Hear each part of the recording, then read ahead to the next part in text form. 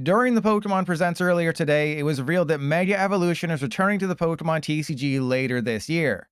Except it's completely different to how Mega Evolution worked in the past, and it makes absolutely no sense canonically. As a bit of a refresher, Mega Evolution was around back in the XY days. There you were able to evolve your basic uppercase Pokemon EX into the Mega Evolve version of that Pokemon, and each gave up 2 prizes. But if you didn't attach a Spirit Link before Mega Evolving, your turn would end. With Mega Evolution in 2025, they're basically just regular lowercase Pokemon EX, except now they give up 3 prizes. Yes, while the last of the VMAX Pokemon are leaving Standard on March 27th, we'll only have to wait a few months until 3 prizers are back in the TCG. So far, we only know about 2 Mega Evolution Pokemon, Lucario and Gardevoir. Because of how Mega Evolution will work, Mega Lucario EX is a Stage 1 that evolves from Riolu, while Mega Gardevoir EX is a Stage 2 that evolves from Kirlia. And both of them are playable, though one is more cracked than the other.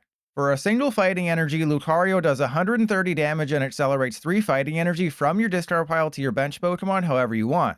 That's really strong, helping set up your board for the rest of the game. Then there's Mega Brave for 2 fighting energy, which does 270 damage. Not great until you see that we're also getting Electro Power for fighting types. Premium Power Pro boosts the damage your fighting type Pokemon deal by 30. Play 4 PPP in 1 turn, that's an extra 120 damage. And don't forget that we also have Maximum Belt and Defiance Band and Kieran and Black Belt's training to further increase the damage your Pokemon can deal, making Mega Lucario a more attractive option than the life-size Gardevoir Love Doll. In the blurb for Premium Power Pro, they add that the Mega Evolution series of cards will have type-specific cards that will swing the momentum of battle depending on how you use them.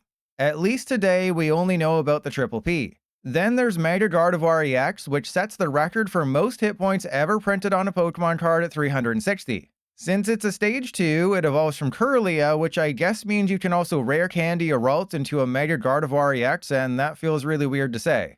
Mega Gardy's first attack accelerates 1 Psychic Energy from your deck to each of your bench Pokemon. Mega Symphonia, meanwhile, does 50 damage times the number of Psychic Energy attached to all of your Pokemon.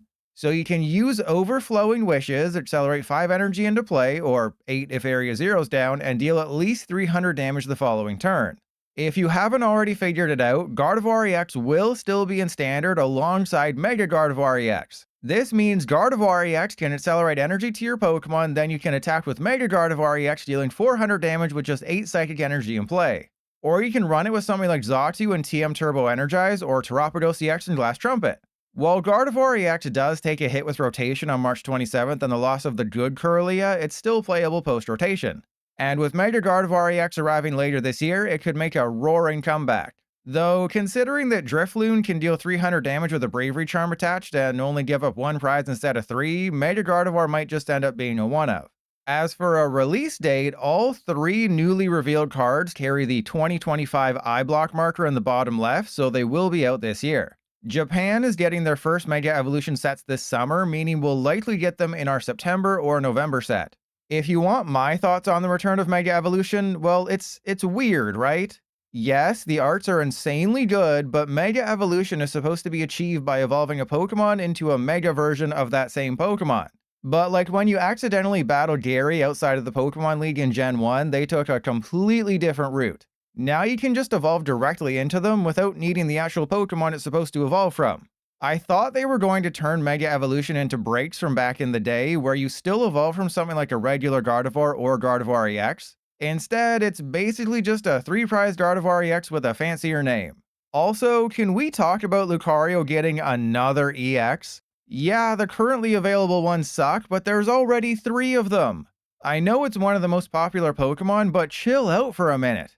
For Mega Lucario specifically, I've already seen people talking about how you can go second, Salvatore into it, use 4 Premium Power Pro, and deal 250 damage for a single energy, while also accelerating 3 energy from the discard pile.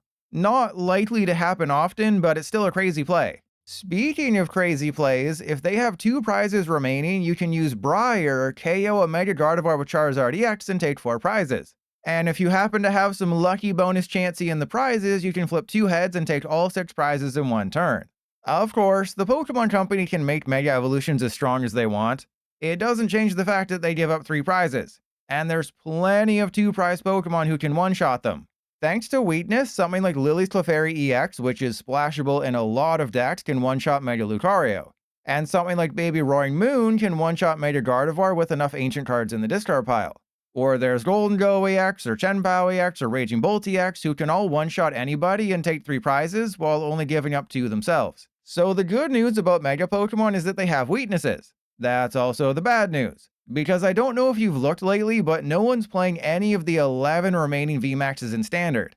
In fact, I bet you didn't even know there were still 11 VMAXs in Standard. Sure, the cards themselves aren't great, and Mega Lucario and Mega Gardevoir already outclass them, but giving up 3 prizes is rarely a good thing. Still, Gardevoir having access to Mega Gardevoir without really doing anything special is nuts. Now, one thing we haven't talked about is how mid-Legend ZA looks graphically and how boring Lumio City appears. Also, the pseudo-return of tag team Pokemon. While we were only shown Lucario and Gardevoir today, there's plenty of basic Pokemon that can Mega Evolve.